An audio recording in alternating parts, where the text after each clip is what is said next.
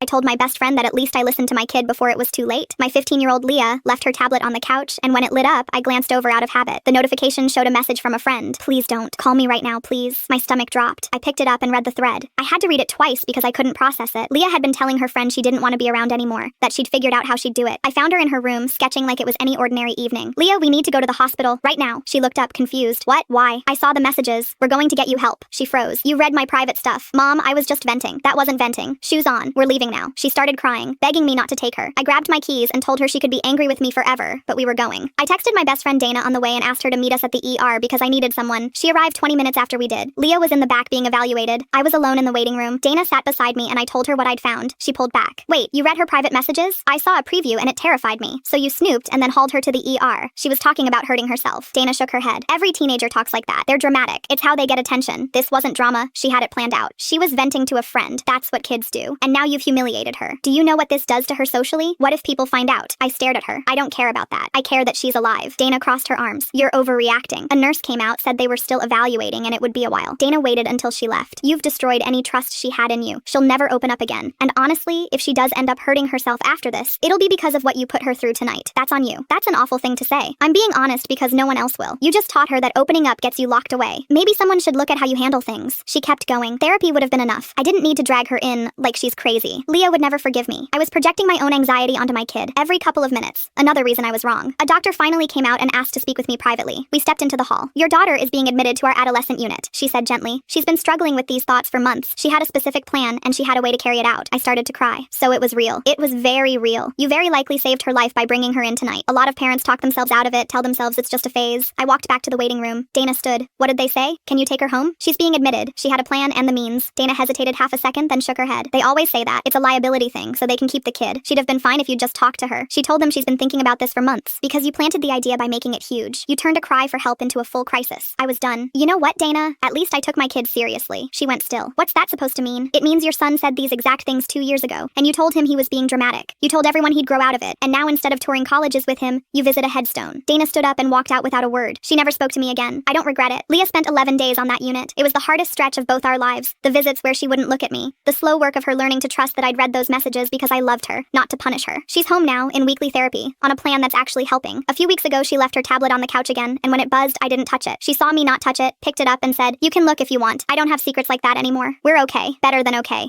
Most days." I lost a friend that night, but I still have my daughter. Every single morning, I remember which of those two things I could never have gotten back. If you ever see those signs in someone you love, take them seriously. Be the parent who overreacts. It's the one thing you'll never wish you'd done less.